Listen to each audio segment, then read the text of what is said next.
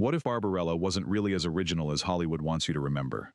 Before Jane Fonda floated through psychedelic space, cheap sci-fi had already filled the galaxy with glamorous alien queens, ridiculous monsters, tiny rockets, strange planets, and costumes that made absolutely no scientific sense.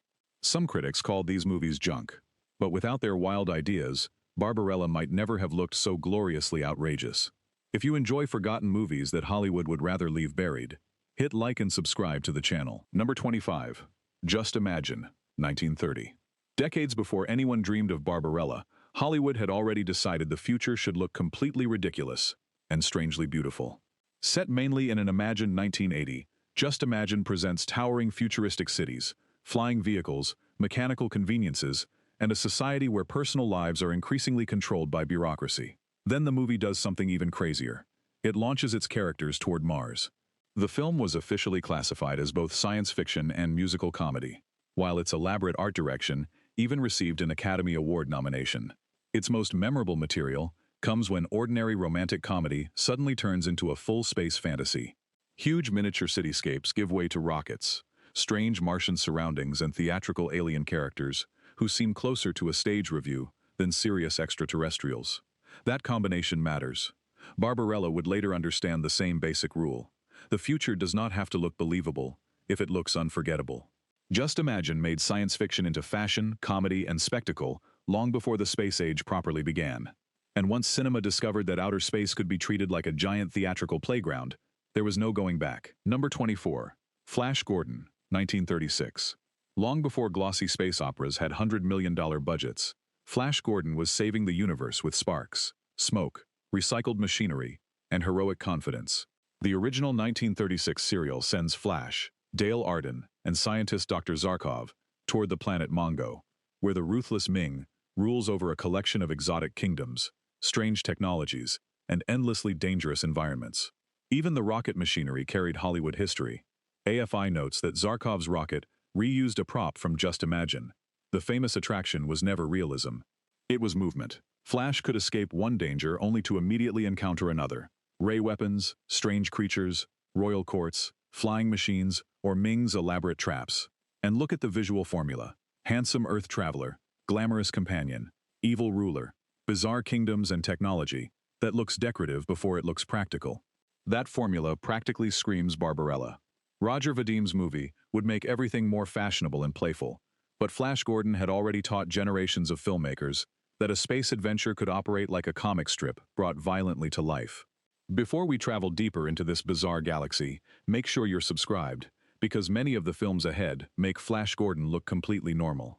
And tell us in the comments, which old sci-fi movie deserves to be called a masterpiece, even when the effects look completely unbelievable. Number 23. Flash Gordon's Trip to Mars, 1938. 2 years later, the Flash Gordon machine became even more extravagant. This time, Flash and his allies are drawn into another interplanetary crisis, involving Mars, Queen Azura, Ming the Merciless, and civilizations built from pure Saturday matinee imagination.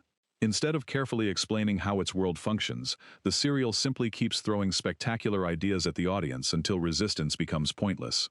One of its great pleasures is watching royal chambers, primitive landscapes, futuristic weapons, and fantasy costumes occupy the same universe without anybody questioning it. Characters walk around as though elaborate capes, metallic helmets, and enormous control panels are perfectly ordinary. That shameless visual confidence would become essential to Barbarella. Science fiction didn't need to resemble NASA. It could resemble a fashion illustration after someone dropped it into a comic book. The narrative also keeps switching between capture, escape, betrayal, and rescue, giving the story the feeling of moving through different attraction rides. By the late 1930s, Flash Gordon had effectively established a vocabulary of sexy villains, fantastic planets, and impossible machinery that later camp science fiction could remix without apology. Space was becoming less like astronomy and more like theater. Number 22. Rocket Ship XM, 1950. Then science fiction got darker, but it certainly didn't become less strange. A mission intended for the moon is accidentally thrown toward Mars, transforming what begins as optimistic exploration into a warning about humanity's destructive instincts. AFI notes that Rocket Ship XM became recognized as an early science fiction film carrying a cautionary message about atomic power. The unforgettable section comes when the crew walks across the Martian landscape and discovers evidence of a civilization destroyed by catastrophe. Suddenly, those cheap sets and barren locations become haunting, rather than laughable. Yet the movie still contains exactly the kind of early space visual language that later films would exaggerate. Fitted uniforms, cramped spacecraft, blinking instruments, and astronauts, behaving as if crossing the solar system is just another difficult assignment. Barbarella would remove much of the pessimism, but it inherited the casual acceptance of interplanetary travel. In these movies, people simply strap themselves into a rocket and go somewhere impossible. That effortless movement between worlds became one of space opera's greatest freedoms. Realism was becoming optional. Imagination was becoming mandatory. Number 21. Robot Monster, 1953. Sometimes a movie becomes immortal, precisely because almost nothing about it works normally. Earth has been devastated by Roman, an alien invader whose appearance remains one of the most unforgettable images in low-budget science fiction. Essentially a powerful ape-like body, topped with something resembling a diving helmet. Yes, seriously. AFI records that the movie was even released in both 2D and 3D, while its working title was Monsters from the Moon. The signature scenes show Roman wandering across rocky terrain before communicating through a machine that produces clouds of bubbles. On paper, it sounds impossible to take seriously. On screen, however, the sheer confidence becomes strangely hypnotic. That is exactly why it belongs in the road toward Barbarella. Both films understand that production design does not always need to convince the audience intellectually. Sometimes an unforgettable costume, strange machine, or absurd location is enough. Robot Monster became a symbol of handmade sci-fi imagination, the kind where ambition is much larger than the budget. And sometimes that gap between ambition and money is where cult cinema becomes most beautiful. Number 20. Devil Girl from Mars, 1954. Before Barbarella became a female traveler from Earth, British science fiction gave audiences a terrifying woman arriving from Mars. Nia lands near a remote Scottish inn after trouble with her spacecraft. Her mission is wonderfully outrageous. She wants Earthmen because the male population on Mars has declined. She arrives with advanced technology, enormous confidence, and a towering robot named Chani. But the plot almost becomes secondary the moment Patricia LaFawn appears. Nia's severe black outfit, dramatic cape, controlled movements, and cold authority make her look less like a scientifically plausible Martian and more like someone who walked out of a futuristic fashion fantasy. That visual collision is important. Long before Barbarella made clothing part of its science fiction world-building, Devil Girl from Mars demonstrated that an alien visitor could dominate a movie simply by looking spectacularly unlike everyone else. The remote inn only makes her stranger. Ordinary British surroundings suddenly collide with a glamorous invader and giant machine. Science fiction had discovered something powerful. An alien costume could become as important as the spaceship. The galaxy was slowly becoming fashionable. Number 19. Cat Women of the Moon, 1953. If you want to see one of the clearest ancestors of glamorous space nonsense, this is almost impossible to beat. A lunar expedition discovers something considerably more interesting than rocks. A hidden civilization of women living beneath the moon's surface. One member of the Earth crew appears mysteriously connected to them, while the expedition becomes caught between suspicion, attraction, and danger. AFI confirms that the movie was filmed with 3D presentation in mind, and was later remade as Missile to the Moon. The famous image isn't one single explosion or creature. It's the entire underground world. Women in matching outfits moving through cavernous sets, while Earth explorers try to understand what they've discovered. That image would echo through decades of pulp science fiction. It is difficult to watch without thinking about the universe Barbarella would eventually inhabit. Mysterious societies, glamorous costumes, and planets, where normal social rules have apparently disappeared. The movie is cheap, theatrical, and occasionally completely absurd. But that is exactly the point. It helped prove that science fiction could be built from pure fantasy, without pretending otherwise. Number 18. This Island Earth, 1955. Suddenly the cheap rockets became genuinely beautiful. Scientist Cal Meacham receives instructions for constructing an advanced device called the Interocitor, leading him into a mysterious organization of scientists, and eventually toward the planet Metaluna. AFI lists This Island Earth as both science fiction and horror, and confirms its 1955 release. The sequence everyone remembers arrives on Metaluna.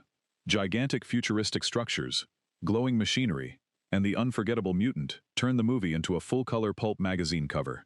Its creature design alone became one of the defining images of 1950s science fiction. But something else was happening. Space no longer needed to look gray. Metaluna could be artificial, brightly colored and exaggerated. Technology could become architecture, decoration and spectacle at the same time. That aesthetic freedom matters enormously when looking forward to Barbarella, where sets often seem designed to create a mood rather than explain a machine.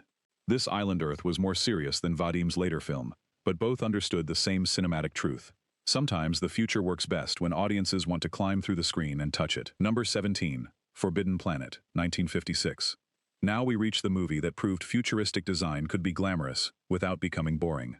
A spacecraft travels to Altair 4, where Dr. Morbius lives with his daughter Altaira and the remarkable Robbie the robot. Beneath their apparently comfortable existence lies the technology of the vanished Krell civilization, and a dangerous force connected to the human subconscious.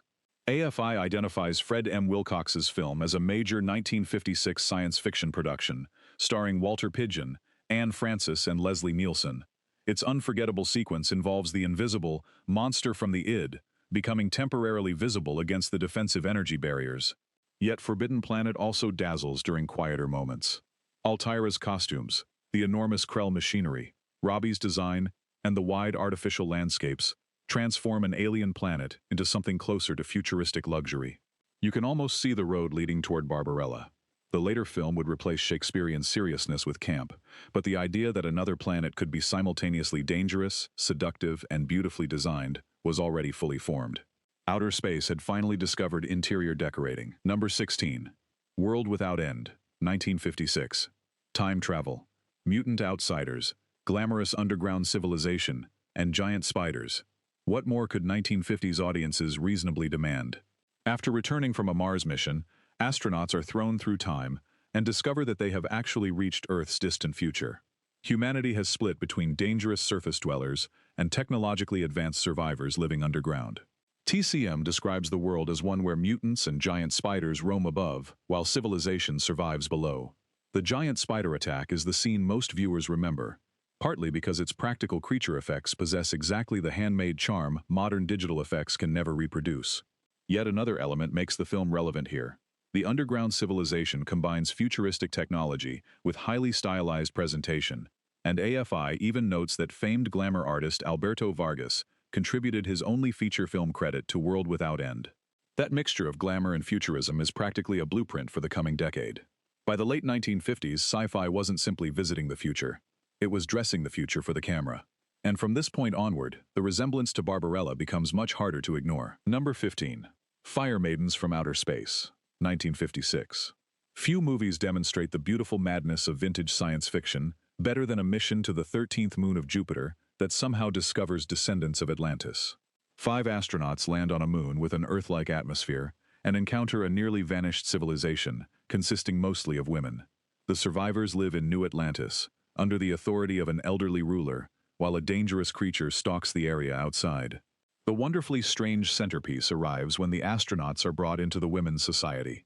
Classical-looking costumes, theatrical dancing, ancient architecture, and futuristic exploration suddenly occupy the same movie. Science has essentially left the building, and that's why it works as a fascinating precursor. Barbarella would later jump between planets and cultures with the same carefree attitude. One location might resemble ancient mythology, another futuristic fashion photography, and another, a children's nightmare. Fire Maidens operates on similar dream logic years earlier. Nobody watching needs to believe that Atlanteans really escaped to Jupiter. The pleasure comes from seeing filmmakers behave as though absolutely anything can exist once a rocket leaves Earth. That freedom, the freedom to combine mythology, romance, monsters, and space travel, is one of the foundations of psychedelic science fiction. The budget may scream B-movie, but the imagination refuses to behave cheaply. Number 14. Missile to the Moon, 1959. Hollywood apparently looked at Cat Women of the Moon and decided the concept needed another trip. AFI confirms that Missile to the Moon was essentially a remake of the 1953 film, once again sending Earth explorers toward a lunar civilization filled with strange women, hidden dangers, and spectacularly inexpensive monsters. This time, the journey becomes even more aggressively pulpy. The lunar environment contains giant creatures, cavernous interiors, and a society whose elaborate costumes feel completely disconnected from anything astronauts might realistically discover. And that is precisely why the movie remains entertaining. A famous sequence involving enormous spider-like creatures turns the moon into the sort of place a child might imagine after looking at 5 different comic book covers simultaneously. But look past the monster effects, and the real connection appears. The film treats another world as an excuse for fantasy. Different rules, different clothing, different social arrangements. Everything becomes possible because the characters crossed space. That idea sits directly at the heart of Barbarella.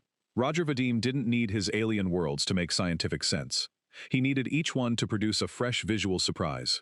Movies like Missile to the Moon had already demonstrated that audiences would happily follow. Number 13, The Angry Red Planet, 1959/1960. This movie doesn't merely visit Mars. It turns Mars into a nightmare, painted almost entirely in red. A damaged expedition returns to Earth with only part of its crew, and the survivors attempt to explain what happened during their disastrous exploration. The story then unfolds through flashbacks of bizarre landscapes, predatory vegetation, and enormous alien creatures. The movie's defining achievement was its cinemagic process. AFI explains that the technique transformed outdoor Martian scenes into striking red and deep pink imagery, making actors appear integrated into heavily stylized surroundings. And suddenly, cheap science fiction became psychedelic. The famous rat-bat spider creature is ridiculous, horrifying and magnificent at the same time. When the astronauts encounter it, naturalism becomes completely irrelevant. The whole sequence feels like a pulp illustration waking up. That visual aggression makes the film important to the road toward Barbarella. Vadim's universe would also use artificial color, not simply to represent locations but to create sensations. A planet could be pink because pink looked good. A sky could be strange because strangeness was the entire attraction. The Angry Red Planet may have aimed for suspense, but its artificial beauty helped move science fiction closer to pop art. Number 12. 12 to the Moon, 1960. Why send 3 astronauts when you can send 12 and create international chaos on the moon? A multinational team travels toward the lunar surface, carrying scientists and explorers from different nations. The expedition eventually encounters evidence of an advanced alien civilization, turning what begins as optimistic international cooperation into something much stranger. AFI records David Bradley as director and Ken Clark as mission commander Captain John Anderson. The film's charm lies in its sincere confidence. The crew walks across lunar sets, investigates unexplained structures, and treats every new mystery with the seriousness of a major scientific discovery, even when the production around them clearly belongs to the B-movie universe. One memorable element is the contrast between sterile expedition equipment and completely theatrical alien ideas. That clash would become a feature rather than a problem in Barbarella. By 1960, science fiction cinema had developed 2 competing futures. One wanted engineering accuracy. The other wanted colorful imagination. Barbarella would eventually choose imagination and push the dial until it broke. 12 to the Moon lives somewhere earlier on that same path. Earnest enough to talk about international science, cheap enough to transform the moon into pure fantasy whenever necessary. Number 11. The Phantom Planet, 1961. Imagine surviving a space accident, only to discover that the real problem is you've suddenly become tiny. Astronaut Frank Chapman crashes onto Reeton, an asteroid inhabited by miniature humanoid people. After being reduced to their scale, he becomes trapped in the community while dealing with political conflict, romance, and attacks from the monstrous Solarites. AFI confirms William Marshall as director, and later James Bond villain Richard Kiel as the Solarite. The most memorable scenes exploit the size difference. An astronaut who began as an ordinary Earth hero suddenly exists inside a miniature civilization where crude sets and oversized objects become part of the fantasy. It's impossible not to admire the audacity. And beneath the budget limitations sits another Barbarella-friendly idea. The hero enters a completely new society and simply adapts. There is no endless scientific explanation. One minute he belongs to Earth. The next he is navigating alien customs, unfamiliar people, and bizarre danger. That episodic, new world, new rules structure would become essential to psychedelic space adventures. The movie looks cheap because it was cheap, but its imagination feels enormous. Number 10. Journey to the Seventh Planet, 1962. If this movie had been made with a massive budget, people might talk about it very differently.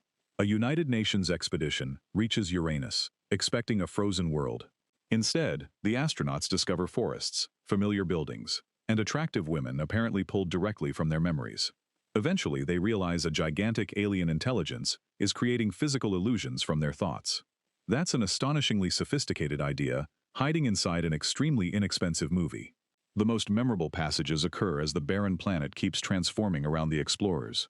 A familiar house appears. Women from their memories emerge. Monsters form from fear. Reality becomes completely unstable. And now, the connection becomes obvious. Barbarella operates like a dream, where each new location seems created from fantasy, rather than geography. Journey to the seventh planet literally turns another world into a projection of human desire and imagination. Its giant one-eyed brain may not be the greatest practical effect ever photographed, but conceptually, the film is fearless. It understands that outer space can become psychological space. The astronauts are no longer merely traveling across planets, they're traveling through their own fantasies. That idea would become much more stylish later in the decade. But the trashy little prototype was already waiting. Number 9. The Human Duplicators, 1965. By the mid-1960s, B-movie science fiction had discovered a wonderful new ingredient: Secret Agent Cool. An alien operative named Kolos arrives on Earth as part of a plan involving artificial duplicates of human beings.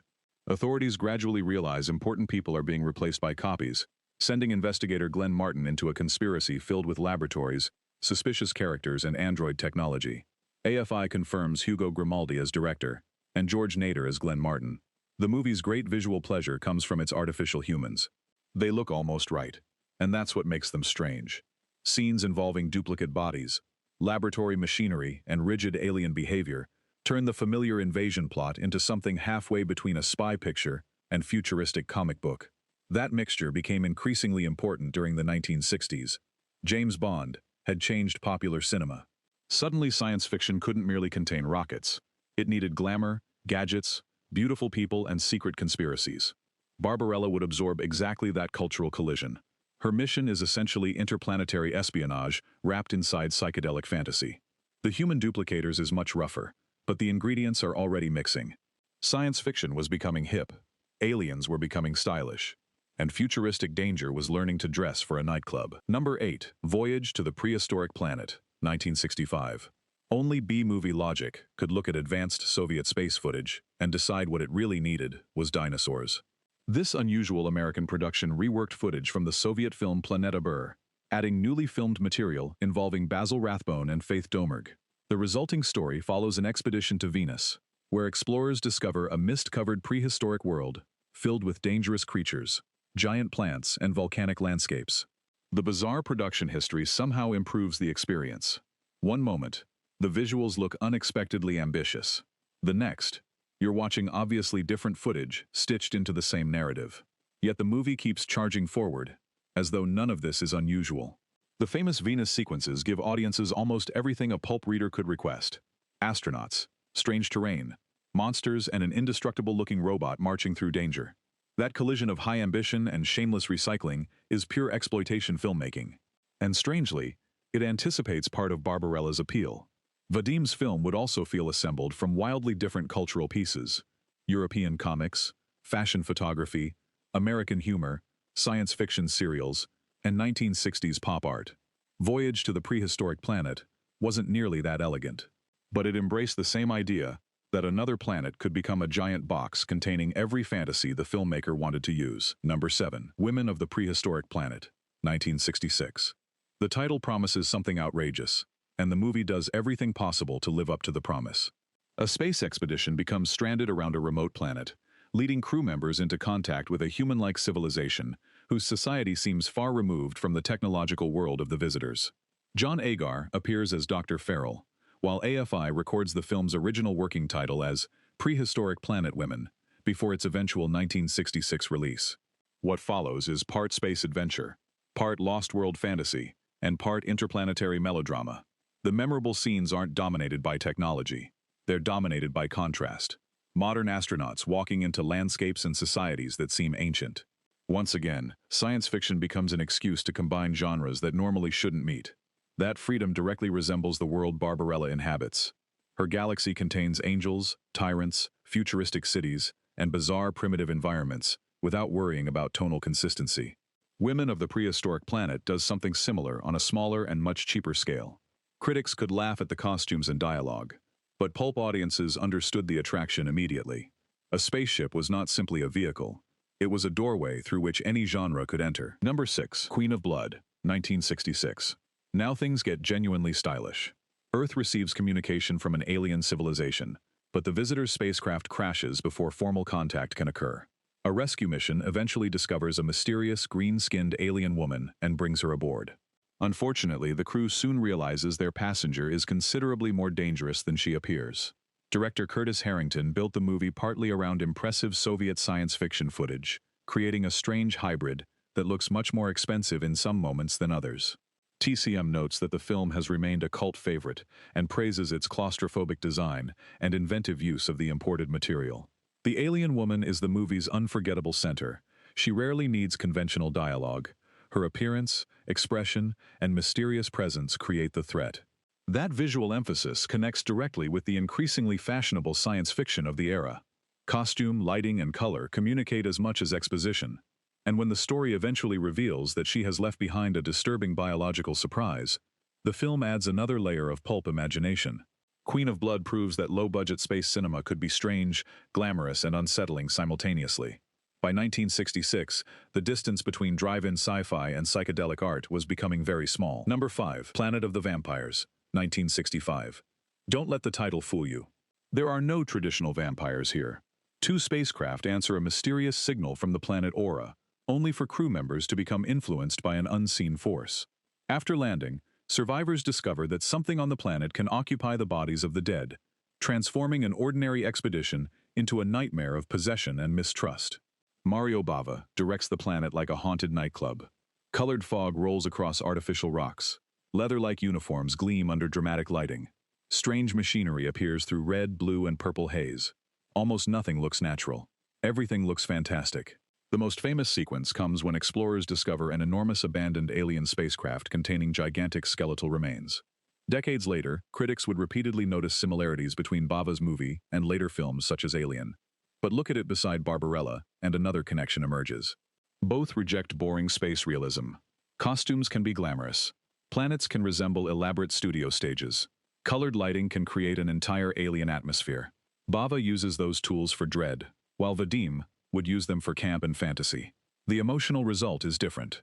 The visual philosophy is surprisingly close. Make the universe artificial, and make that artificiality beautiful. Number 4. Dr. Goldfoot and the Bikini Machine, 1965.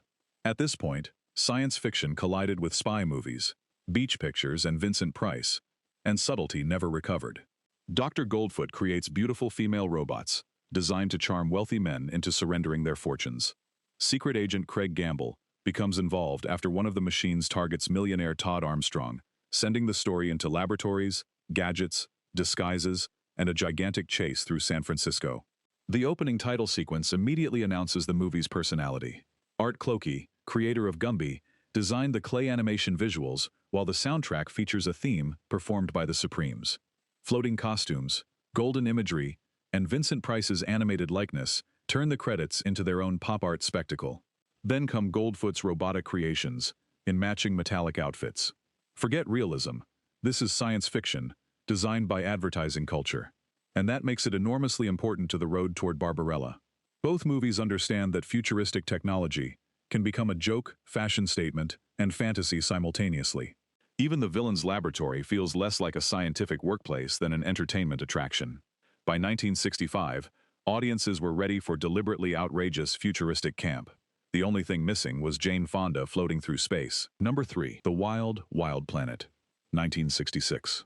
If Barbarella had an eccentric Italian cousin hidden in the family tree, this might be it. Set in a future where humanity operates massive orbital installations, the story follows Commander Mike Halstead as he investigates disappearances connected to the sinister Dr. Nurmi. Behind the mystery lies a scheme involving biological experiments, miniaturized humans, android assistants, and plans to manufacture a supposedly perfect race. The plot is almost aggressively complicated, but the visuals are why cult viewers remember it. Space uniforms look like futuristic fashion. Laboratories resemble modernist showrooms. Characters stand beside equipment designed more for visual impact than believable operation. And then there is Nurmi himself, a villain whose presence fits comfortably beside the eccentric enemies of European comic books. That matters because Barbarella came from precisely that European pop cultural environment. The future wasn't being imagined exclusively through American rockets anymore. Italian and French filmmakers were mixing science fiction with fashion, comics, architecture, and surrealism. The wild, wild planet may be cheap, uneven, and proudly bizarre, but once you see its polished costumes and wild biomedical ideas, 1968 suddenly feels very close. Space opera was shedding its childhood innocence. It was becoming colorful, stylish, and gloriously strange. Number 2. Queen of Outer Space, 1958. Years before Jane Fonda ruled cult sci-fi posters, Venus already had a glamorous female-dominated civilization waiting for Earth astronauts. A space mission reaches Venus and discovers a society where women have taken control. The masked queen, Yelena, plans to destroy Earth, while scientist Talia, played by Zsa Zsa Gabor, opposes her rule and becomes involved with the visiting spacemen. TCM describes the movie as a minor camp classic, built around exactly that premise. Visually, this is one of the most obvious ancestors on our list. The Venusian women wear colorful costumes. The palace looks simultaneously futuristic and theatrical. Political rebellion mixes with romance, ray weapons, and reused special effects footage. AFI even notes that the out-of-control spacecraft sequence borrowed material from World Without End. Nothing is understated. And why should it be? This is the kind of science fiction where another planet exists, primarily so filmmakers can redesign society, clothing, and behavior. That concept becomes central to Barbarella. Both movies invite the audience into a universe where fashion can overpower technology, and camp can overpower logic. Queen of Outer Space didn't have the psychedelic confidence of 1968, but it had already built the runway. Number 1. The 10th Victim, 1965. Here it is, the movie that feels less like distant B-movie ancestry and more like Barbarella's stylish older sibling. In a futuristic society, organized hunting has become televised entertainment. Participants alternate between hunter and target, while audiences, advertisers, and celebrity culture turn danger into spectacle. Marcello Mastroianni plays Marcello, while Ursula Andress plays Caroline, the hunter selected to pursue him. The famous early sequence tells you everything about the film's attitude. Caroline enters a futuristic entertainment space wearing an eye-catching costume, draws her target into position, and reveals that her fashion is also part of her weaponry. It is ridiculous, it is stylish, and it is completely intentional. BFI describes The 10th Victim as a pop art futuristic satire whose clothes, vivid colors, and comic book imagery are central to its appeal. The film's fashions became influential enough that designer Tom Ford later cited Caroline's first hunt as inspiration. Most importantly, BFI explicitly places The 10th Victim, Barbarella, and Danger, Diabolic, within the same broader wave of increasingly playful 1960s genre cinema. This is where everything finally comes together: futuristic fashion, beautiful stars, satire, absurd technology, comic book framing, and a refusal to treat science fiction with solemn respect. 3 years later, Barbarella would push that philosophy into outer space. The galaxy would never look respectable again. So were these movies trash? Or were they secretly building the future of science fiction? Barbarella didn't appear from nowhere. Decades of alien queens, impossible costumes, comic book planets, and bargain bin spaceships had prepared audiences for its psychedelic universe. Some of these films are clumsy, some genuinely brilliant, and several are both at once. Tell us which one you'd watch tonight, and subscribe for more forgotten cinema history.